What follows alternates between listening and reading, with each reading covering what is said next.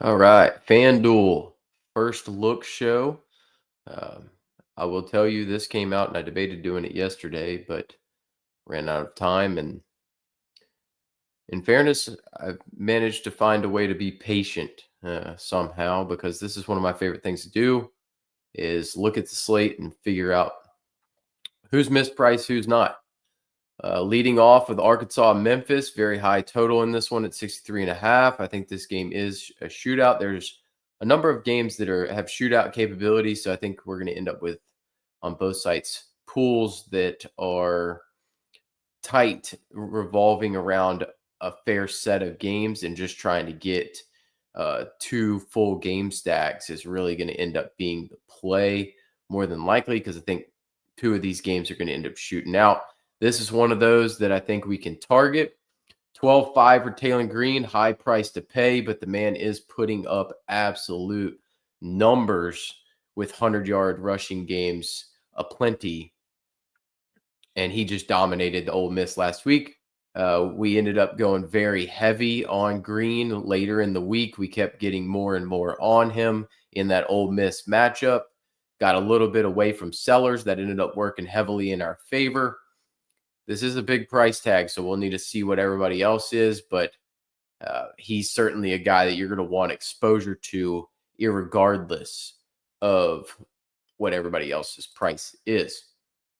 Mike Washington, lead back for Arkansas. I tend to try to lean towards Taylor Green. I don't think it's bad, though, to pivot off of him to Washington in certain situations. Washington has looked good so far this year. We're going to have to keep an eye on Greg DeRozier's. Sutton Smith has performed admirably in his absence. I do like him as a bring back to the Taylor Green stuff.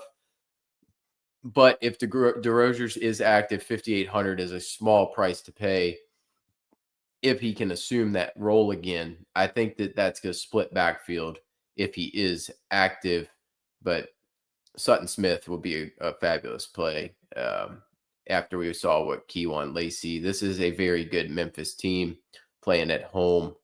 So Sutton Smith firmly in play at 8,100. Not a bad price there. Omega Blake, that is a hefty tag at 9K. That makes that stack pretty prohibitive to go Green with Blake. Blake hasn't had that massive upside, but there's been plenty of plays in those games, specifically last week, where he had chances to add an extra touchdown and really explode here. It's just kind of tough to take a 12-5 quarterback with a 9K wide receiver and pay off that price tag, but that's something that I'll have to consider as the week goes on. Cortez Bram, he's definitely the best pass catching option, in my opinion, for this Memphis team. If you want to bring it back with a pass catcher, I think you can easily play Taylor Green naked. Bram is a solid bring back in this situation at 5,600. He played with the quarterback Brendan Lewis at Nevada. So they have a pre-existing relationship. He played well last year. He's going to be solidly involved as the top option passing. If you think Arkansas gets out to a decent sized lead, you'll see Bram leading the team in targets, would be my opinion. He'd be the guy that I'd want to take shots on here. All right, moving into SMU TCU, another game that can shoot out. 62.5 over under on this one, 35-28 rough score line there. I know those don't add up, but I'm not giving you 0.75s. I'm rounding up. Oh, Josh Hoover, that is a beautiful price tag at 9,800. He is a featured option. I know he's not mobile, but he can put up massive numbers through the air. SMU is a little more gettable on the back end than they are on the front seven. So I like playing Hoover here in this matchup. This is a game that I want to target heavily in both sites. It's a game that I will have a fair amount of exposure to. Kevin Jennings, fine option at 10-2 as well. I think you can play it both ways personally. TJ Harden, 9,900. That is a hefty tag on him. I like his price a lot on DK. I'm going to play a lot of him there. A little bit more prohibitive at 99 here, but if you're going full game stacks, I think he's a necessary piece to this SMU offense, knowing that TCU is probably a little weaker on defense, especially on the ground, and SMU is going to try to run the football here. Kavorian Barnes banged up. Don't know what his status is going to end up being. I probably want to avoid either way. Like I said, SMU better defending the run than the pass. 9,300 is too much for him. I'm out there more than likely. Oh, we're getting a good one. Okay. Jordan Dwyer has performed well early in the season. 9,200, not too prohibitive here. I'm not going there. He will not be a core play. He's not going to be the guy that I'm going after. If you want to double stack, I don't have issues double stacking with Hoover. You're going to want at minimum one wide receiver with him. Brinson is the top option. I wouldn't play Cooper versus I prefer Brinson to Cooper in this situation if I'm going to play an SMU pass catcher. Cooper's more of like a one-shot guy. He's not cheap enough in this situation. DJ Rogers played well last week. Don't know how much I'd buy into it, and there's zero reason to. Eric McAllister is going to be a core play at 5,600. Yes, he hasn't done squat so far through 2 games this year. Yes, fantasy managers in season-long leagues are wanting to drop him at this point.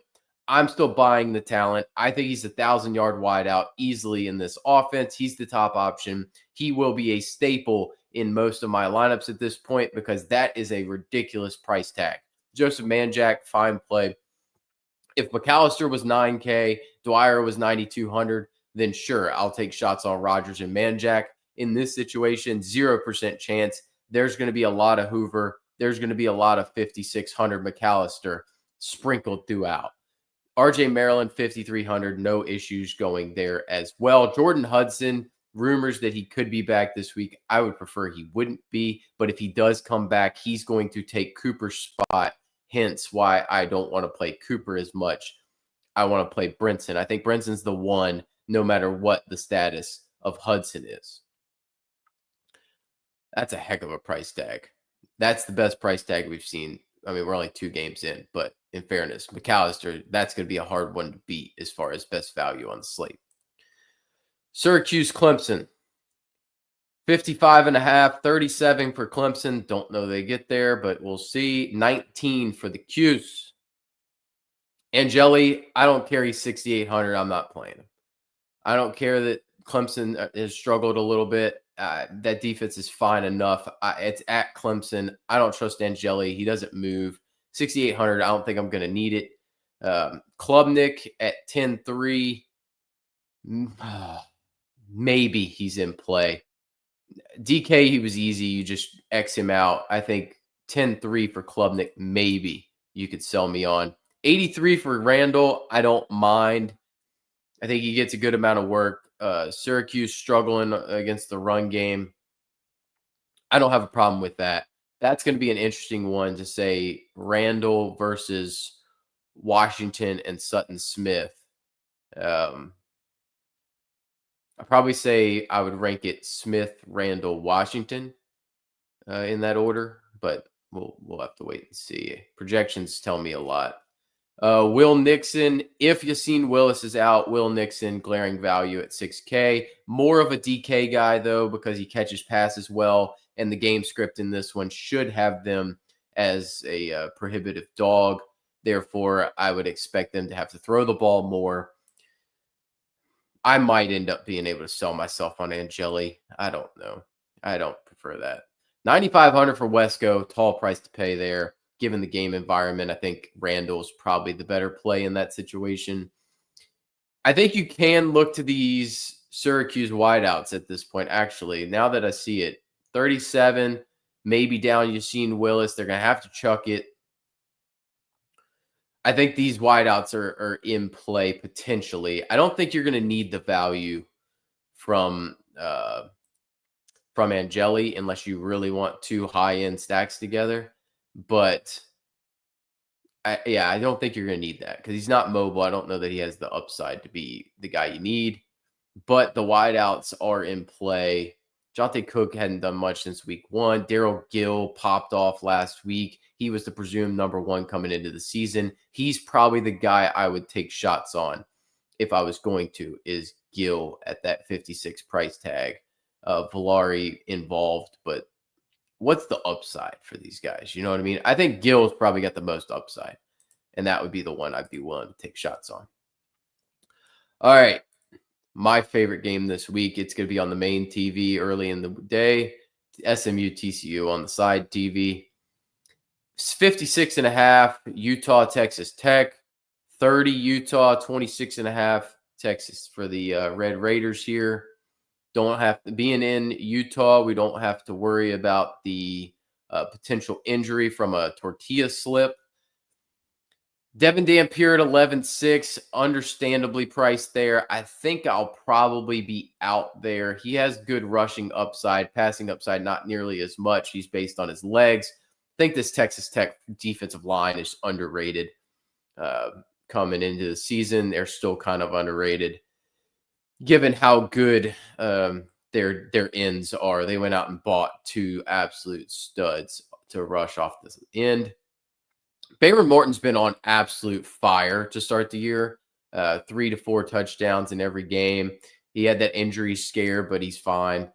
He's playing his best football he's ever played. So 10-6, he's in play. I think Utah is able to stop this run game, and then everything flows through Baker in here.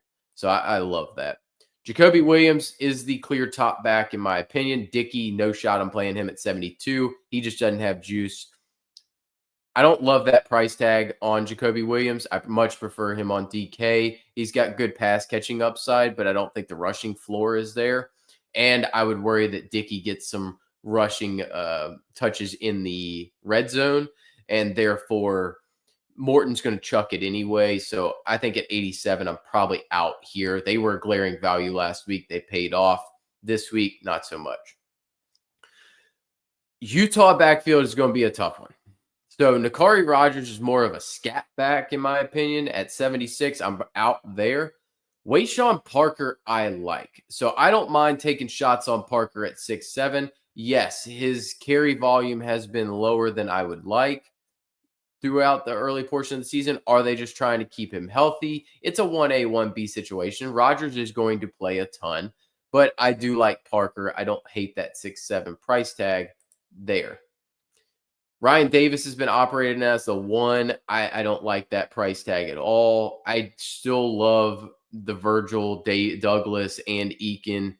I prefer in this situation, I'm still going to lean Douglas and Virgil. I know Eakin had a monster game last week.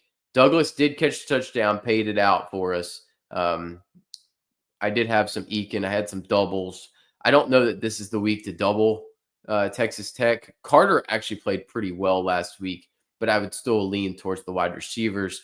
That's just recency bias to go to Carter there. Hunter Andrews is an interesting pivot here at 5,100. So Andrews, if it'll load, there we go. 5 targets last week against Wyoming, and he ran 6 times. He's been getting rushing attempts. So his role has grown, and the week 2 game they don't have it on here, which I appreciate DK putting that on. But I actually like this play of Hunter Andrews. He's getting carries and he's getting plenty of catches. His versatility in this game is going to be important. He's an important piece to this offense. I like this price tag at 5,100. I think you take shots there 100%. I think you're getting an underrated value there. He'll go lower owned, but he's going to create a ton of room for you to fit in these more high price stacks and these more high profile offenses. Tulane, Ole Miss. Okay. 60.5 in this one. I think that's a fair line. It probably goes over in my opinion, but Ole Miss at 37, Tulane at 24. I think Tulane goes over that total. Ole Miss's defense, nothing to write home about. I don't know that I can say that Tulane's offense is any worse than Arkansas's at this point. Retzlaff is in play at 9,900 just because he's been running the hell out of the football. He's had 4 touchdowns last week. against Duke. Duke's not a terrible defense. I know they've been leaky the last 2 weeks, but I give Retzlaff some credit here. He's playing well. What I'm a full void on this. I think that you're going to hear Kiffin say, "Hey, Simmons is going to play, yada yada." Could he play him? Maybe. The way he was moving, we're never going to find out. Lane's going to keep telling us Simmons is going to start. I think Chambliss starts, and Chambliss played very well last week. This Tulane defense frustrated the heck out of Darian Mensah last week. Mensah still threw for 303, but it was a lot of garbage time there. I don't think you could pay $12K for this. If I was in the sub 11K, maybe. Chambliss did run the ball fairly well. He threw the ball well. I think the Arkansas defense is probably worse than the Tulane defense, in fairness. I think you're going to hear that Simmons is going to play all week. I think Chambliss ends up playing. Simmons, he came into that game. He's going to be an emergency backup, but his ankle is jacked right now. He's got a high ankle sprain. I have no doubt about that. That thing was taped up, spatted exactly like a high ankle, where you keep that thing. It's like you get this drop foot, because I've had this. You get this drop foot, and you almost you can't flex the foot forward. So what you have to do is spat that ankle in I would call it a flexed running position, and then tape the shoe, the cleat, upward in that angle, and it will allow you to run because you're not trying to flex that ankle because you can't flex it. That's what he looks like right now. So his mobility is 0 right now. I think you're looking at 3 to 4 weeks before Simmons is somewhat right. Chambliss played well enough that they're going to continue with him, in my opinion, right now until Simmons is fully healthy. So I think it's the Chambliss show with Simmons in an emergency role, but it's not a situation I feel like monitoring, especially at 12K. So I'm going to avoid situation there. Kewan Lacey at 10K, that's where he should be. That is the price tag he should be. I would say full avoid on this backfield for Tulane unless you get a full bill of health. But the fact is, I think Maurice Turner's back this week. He should assume the number 1 role, but Mobley's played fairly well, so he's going to be involved. I'm just kind of out on this. I think they end up playing. If I'm playing Tulane, I want to play them through the pass game and through Retzlaff mainly because of his rushing upside. And I think this is very split backfield for the time being. We kind of knew Mobley was going to be the guy when Turner was out, but then when Turner's back, especially his first week back, how much do I want to trust it? And then against Ole Miss, I don't really want to. Kewan Lacey in the pool, 100%, 10K. He's the clear top option in that backfield. He did leave the game last week at one point with a arm issue, but I think it was a helmet hit him on the funny bone, gave him a little numb arm. He came right back. No problems there. Hey, look at that. They priced Harrison Wallace correctly, whereas DK priced him at 4,100. So Harrison Wallace at 98. I don't know that I can get there. I'm still not a Harrison Wallace guy. I know he's played great so far this year. Daquan Wright, reasonable price tag on him. Can't trust Stribling and Lee yet. I'm gonna need to see some of that. Omari Hayes is definitely the top option for this Tulane team. Reasonable price tag on him at 5,900. If you are going to stack Jake Retzlaff, it would be with Omari Hayes for me. The Bussin' Bowl. I'm going to continue to tout it as that because why not? 44.5, just an absolutely putrid total on this thing. 23 for Michigan. Wrong teams favored. 21.5 for Nebraska. I get it. We need to see it. 8,200 for Underwood. This is a tough matchup. I wouldn't play him. Raiola, 7,500. Also, fairly tough matchup. Wouldn't play him. I get the price tags are low. I'd rather even go to Angeli than these two. I just think this is a weird spot. And Raiola has 0 rushing upside. He's probably got a negative rushing floor. He's going to take away rushing yards. Underwood has rushing upside, ran the ball well last week, but that was Central Michigan and was absolutely terrible against Oklahoma. I just don't think it's worth taking chances there. Justice Haynes, probably a no thank you at 9,500. He's just priced up in this matchup. This matchup's fairly tough at Nebraska. Realistically, outside of that 75 run against Oklahoma, 75-yard TD run against Oklahoma, he wasn't great there. He's been good in the other games, but they were cupcake games. Emmett Johnson probably in play at 84. He's clearly the bell cow for them. And this Michigan defense is not as good as it has been in the past. I don't mind taking shots there if I was going to go to this game. I just don't want to go to this game. Similarly, you can't play Ja'Cory Barney. He's just not a touchdown scorer, so I'm kind of out there. If I was going to play a Michigan wide receiver, it would be McCulley. I just prefer him to Samaj Morgan. Marlon Klein, maybe, but his ankle's jacked too, so I'm not touching an immobile tight end. Dane Key, meh. I just probably want – I want to avoid this game as much as possible. Auburn, Oklahoma. This is always going to be a question.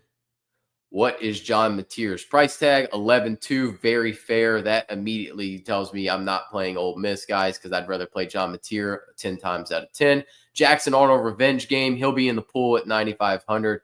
No issues there. His rushing upside is very good. Blaylock looks to have taken over as the top back. If Damari Alston's playing, I'm out on that backfield. No, thank you. This Oklahoma defense is stout enough. Blaylock would be the only option in this backfield. I'm out probably there anyway. I would trust Mateer more so. They were able to get the run game going last week against Temple, but eventually I think Jaden Knott probably gets it going. But Blaylock is the top option right now. 8,300 for Deion Burks. He's definitely the most consistent guy in this pass catching room. I don't mind Kanak at 59 here. He's really good value on DK. Same thing with Satanga. Don't mind either one of them at those price tags. Burks is the clear number one, though. I love this price tag on Cam Coleman. They're going to have to spam this button. So I think an underrated stack right now, my GPP stack might end up being Jackson Arnold to Cam Coleman. Cam Coleman's way better than a 6,600 player.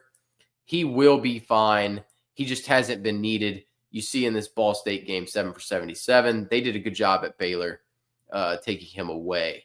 But I think they're going to end up needing to throw the ball here. And there will be guys open. Cam Coleman, chief among them. That's going to be a fun one. That's a fun game. That might be a top of the board. Michigan, Nebraska, maybe on the side TV. Auburn, Oklahoma on the main for that 2:30 slot. For me, Purdue, Notre Dame. Kind of an ugly one as well. 52.5, 40-point projection for Notre Dame, 13 for Purdue. I actually think Purdue ends up going over that. Ryan Brown, I'm torn on Ryan Brown. He's played okay so far this year. This is not a Notre Dame defense of old. 300 yards against USC is nothing to scoff at. We've seen him run for 100 against Illinois last year. I think he has moderate upside. I would definitely prefer him over the two guys in the Bussin' Bowl. He's an interesting play. I think he's an off-the-radar guy that maybe could squeak you some value on these different slates. I'm out on CJ Carr at 10-4. I don't think they need him in this spot. Jeremiah Love at 11 is a lot. I don't think they're going to use him. I think that the bigger games are where they're going to need to use him. I mean, this is the type of stuff he can do. But even then, it's not 3X. I think we'll see. I don't know. That's a big price. I don't know that I'm going to end up wanting to pay that. Speaking of price, Jadarian Price he's just so involved. But he's got to find the end zone twice to get you there. So that's tough. That's a very thin margin play. I would probably stay away from the Maccabee play, even at 6,800. I think there's better plays there. Wide receivers. Michael Jackson, I much prefer on DK. I don't really want to get there. But if I was going to stack Brown, it's with Michael Jackson. I probably am going to end up wanting to play him naked and hoping that that Brown just uses his legs and needs to run a little bit more in this situation. I'm out on the Notre Dame wideouts probably. They spread it around pretty heavily. Let's talk about this game. So let's go to Cam Fancher. Let's see what the update. He returned to practice. Oh, goody. Here's the deal. Cam Fancher sucks. I'm going to continue to say that. It's 48.5 total in this thing. Both these teams suck. Gio Lopez, I like the player. Saw him play in person last year for South Alabama. That was the only game I went to. I don't really prefer to go to games anymore. I used to work at LSU and be on the sideline for all the games. But I just don't like going to games now. I prefer to watch 5 games at a time rather than be in person for one. Gio's got wheels. Somebody's going to be worth playing in this game. I would probably go to Miles Montgomery as my favorite play in this game. But even then, I don't want to touch this mess. I just don't think it has a chance to shoot out because Belichick's not going to want to play a shootout. Scott Frost does not have the pieces to be good here. This game just screams ugly, and I don't want any part of it. But I'll look at projections. I'll give it a chance. Maybe something ends up sticking out. But I just hate that game. This game has sneaky shootout potential. 59.5 over under. 31, 28.5. Duke with the 31. I love this game. I think nobody's going to respect the fact that both of these teams have shootout capability. The defenses are both suspect because everything says to me, NC State, great defense under Dave Dorn. No, they might be UVA under Brennan Armstrong's levels of poor here because they gave up points to Robbie Ashford and Wake Forest. They've given up points to everybody, Caton Hauser in East Carolina. Duke's giving up points right now. I don't know what the deal is with Manny Diaz here, but give me I'll play Mensa at 8,800 and I'll play Bailey at 10.5. I have no issues with both. Now, the problem with Mensa is he's not exactly the most mobile guy, but both of these defenses suck. I have no issues being this a game stack game. Very low owned game too, probably. Very low owned. I think everybody goes to Smothers. Now, my concern with Smothers at 9,800 is 100%. They did not play him in the red zone last week. They played Jaden Scott, the backup. So I'm out on the Duke backs. No problem there. They're a 55, 60% pass rate team. I think you play them through the pass game, no doubt about it. That's the way they like to roll. I like Bailey more than Smothers because of his upside in the run game. Bailey will use his legs in the red zone, and I worry about Smothers' capability to score touchdowns. Prefer him on DK. He's going to catch the ball a lot. But at 9,800, I'll keep him in the pool, but he's not a poor play after that performance last week. Look at that. FanDuel's finally learning. Cooper Barkate. DK hadn't learned this yet. He's the number one option in this offense. He has yet to score a touchdown, still averaging double-digit points per game. I will pair him with Mensa plenty. I think Andrew Anthony, fine option as a secondary play. Did Quayshawn have the big game last week? He had 6 for 81. He had a decent game. Was it Higgins who caught the touchdowns? No, I don't remember. Maybe Anthony caught more touchdowns again. Nope. Anthony had the bad game last week. Anyway, Barkade still hadn't caught the touchdown. He's the top option, though. He's the most targeted guy in this offense. I would say I understand if you want to take shots on Justin Jolie. I would not take shots on anybody else in this pass offense because I don't trust them. Just be fair warned that you could easily get this 6 points from Jolie. Now, 16, very happy with, but it takes 2 touchdowns. He is their red zone threat in there. And if you're playing Bailey, you can play him with Jolie. They just spread it around so much. I prefer Bailey naked rather than paired up with one of his pass catchers. It's just too much risk there. But Barkate with Mensa, fabulous. I love that. Big fan there. All right. South Carolina, Missouri, 46.5. It's an ugly total for the most part. South Carolina's at like a 17-point projection. We don't know what the deal with Lenora Sellers is going to be. He's playing terrible anyway. Luke Doty sucks. Even at 6,500, I'm not playing Luke Doty. I'll just fair warned. If Luke Doty starts, Like last week, I probably got messed up on the Shambliss. I don't know what his price was last week.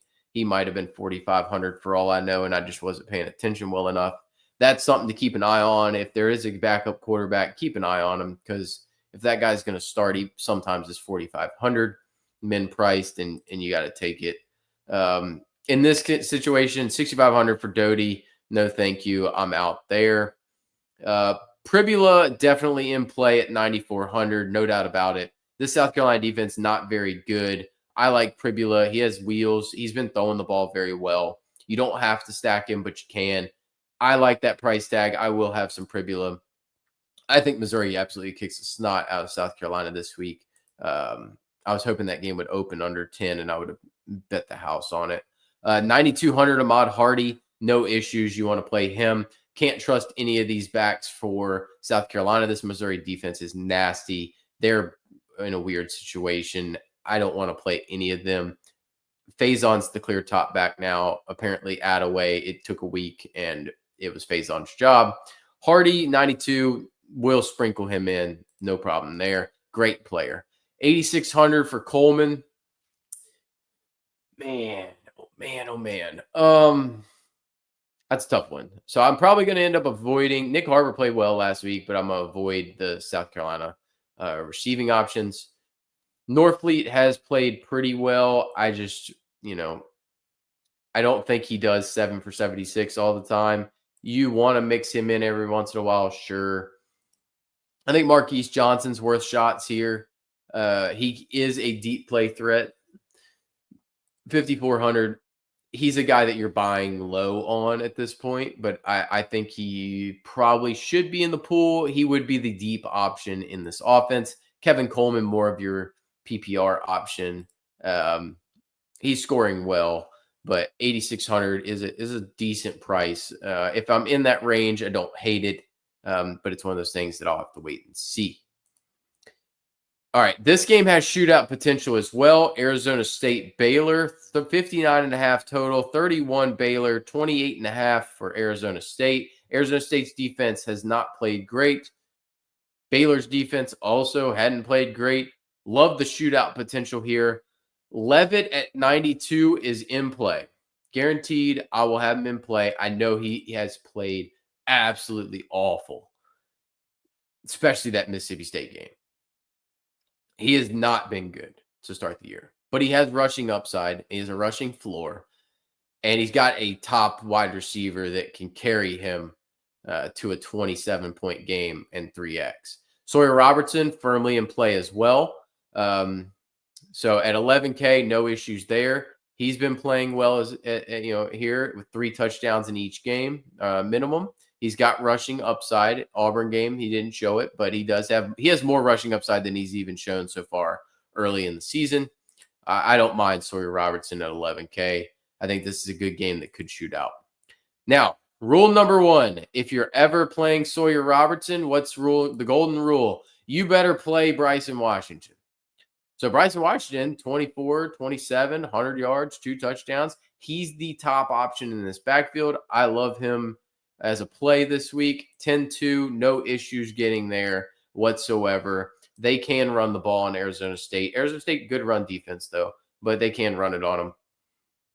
This backfield is going to be interesting. So Raleek Brown is a home run hitter. Kyson Brown was practicing yesterday. He missed last week. I think you can't play him coming off this injury. But Udo's played well and Raleek's played well. So this is now a 3-man committee, if I was to guess. I'm probably just going to be out on all 3. I probably am out on all 3. Just because I think it's too messed up of a situation. I'd much rather play Bryson Washington. If I'm playing this game, my first stack 100% is Levitt, Washington, and Jordan Tyson. I have no issues going there. Tyson... You can play Tyson on his own. You can play Tyson without him. Tyson's the best player on the field every time he steps on it. He's going to get you a ton of points. He's just like guaranteed production. Love that play. Don't mind Josh Cameron. It looked like Ashton Hawkins kind of took over for Cole Wilson. in that second game. Wilson had that really good first game, but afterward he's kind of been demoted almost. It looks like Ashton Hawkins kind of took over that spot. What did Josh Cameron do last week? I love Josh Cameron. So he had a touchdown last week. He's a guy that you take shots on and pair him with Sawyer Robertson. No issues there. You can stack those guys, bring it back with Tyson if you want. Hawkins, I have no issues with either. Did Prentice have a big game last week? Nope. No, but he's caught a touchdown in all 3 games. I just wouldn't buy into that. That volume's not enough. So take Prentice out of your pool for sure. Hawkins at 79, that's a lot. I probably prefer Cameron to Hawkins. I probably am going to be out on Hawkins given that price tag. Trig definitely in play at 6K. So yeah, Trig's in play at 6K. No issues if you want to go there. I don't think I would play anybody else from Arizona State. It's Tyson or bust for me personally. This is a fun one. Man, I might run out of TVs at 6:30. Illinois, Indiana is going to be on a TV. I think Arizona State, Baylor is going to be on a TV. And then I'll probably have to put South Carolina, Missouri on the iPad or Florida, Miami on the iPad. So Mendoza's playing well. I think this game has also, similar to that Duke game, it's a sneaky shootout potential for Illinois, Indiana. Altmaier, 93, a little bit of mobility. This game, I think it shoots. I think it does shoot out. I think it goes over this total. Mendoza's playing well, very well right now. 5-4, but they're terrible teams. Old Dominion struggled, but he's really picked it up the last 2 weeks, getting comfortable in this system. Both are probably in the pool right now, and I'm going to debate whether I want to get a game stack of this game somehow, thinking that we could see we've seen Illinois enter into these shootout games before. Indiana struggled a little bit with the Old Dominion offense. So I would say that it's possible this game shoots out and is played in the upper 30s or 40s. Fagan, I'm out on. I just don't trust him. I love he's a refrigerator on, with appendages, but he's just not explosive enough. Lawfrey maybe comes back this week. If he does, it kind of eats into Valentine. Valentine's playing very well, though. On a per-touch basis, he's been way better than Fagan, but Fagan's getting a ton of work. I probably prefer to play this game with the Illinois pass offense. I don't like the outside wide receivers as much. I'm more like the Hank Beatty in the slot type deal. The Indiana backfield is playable, maybe. Illinois' run defense has been stout, so I don't know that I want to get there. But Lee Beebe being out for the season has condensed the backfield market share down to 2. And I think Hemby has, if I was to guess, it's a 65-35 Hemby over Black touch scenario. So if I'm playing one, I'm playing Hemby. He's the better pass catcher and the more reliable goal line-ish back, whereas Black a little more scat back style. All right, Omar Cooper is priced way too high. I had no shot. I'm paying 10K for him. Hank Beatty at 88. Don't hate. Elijah Surratt at 82. Very fair pricing on him. He's had 2 down games and the 1 monster in there. I would lean towards he's the top receiver in this offense. 82. No problems paying that. He will be in lineups for me. EJ Williams.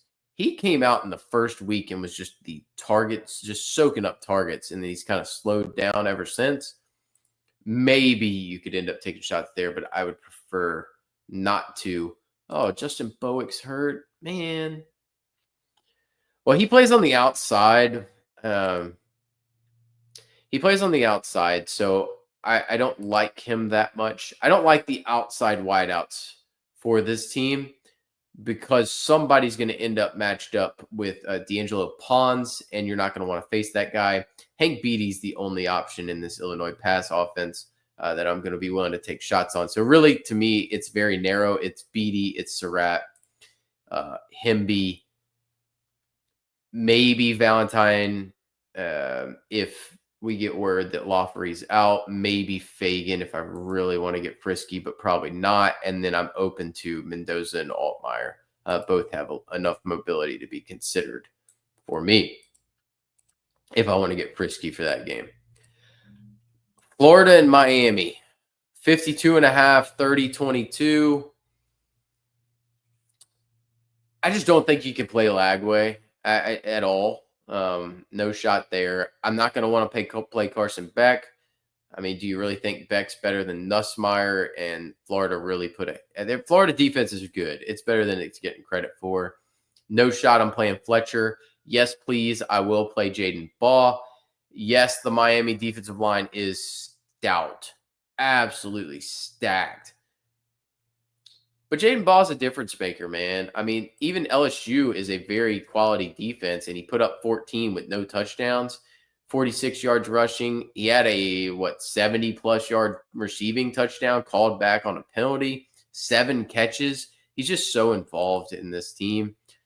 I don't mind paying $7,100 whatsoever for Jaden Ball. He's the clear top back. He's one of the best backs in the SEC. Give me the talent level there. Never going to pay $8,700 for CJ Daniels. Malachi Toney's in play at 76. Don't have issues going there. Jojo Trader, no thank you. Keelan Marion, no thank you. Yeah, I would say Toney's the only one that I'd be open to. And I'm just to the point, I'm not playing Eugene Wilson. I'm a Eugene Wilson fan. I just think they're using him improperly, personally. I think Vernell Brown's the clear top option in this offense. He's getting a ton of targets, ton of yards. He's getting short area. He should be the deep threat. I will play Vernell Brown at 6,100. No issues playing him. I know Lagway's stinking it up, but he's still capable of throwing it. And the Miami defense is much worse on the back end. 6,100, small price tag to pay for Vernell Brown. So those are some great games this week. I think you are going to want to get a ton of exposure to Arizona State, Baylor, Duke, NC State, Tulane, Ole Miss, SMU, TCU, Arkansas, Memphis, and then you're kind of like small, maybe I want to take shots on are Utah, Texas Tech, Auburn, Oklahoma, and Illinois, Indiana as your underrated stacks. But I think NC State Duke is going to go under-owned for what that game is going to be. So we'll see. I want to run projections, get all that squared away. I will have the lineup builder on DK tomorrow, the lineup builder or the player pool. Basically, it's the player pool show on DK tomorrow, player pool show on Friday for Fanduel, and then we'll be live before lock on Saturday. I'll update any injury news I get, but we're going to try to be very consistent. We'll be live at 9:30 Central Time, 10:30 Eastern each morning, and that will do it for this one. And I'll be back tomorrow. Good luck starting to build your lineup.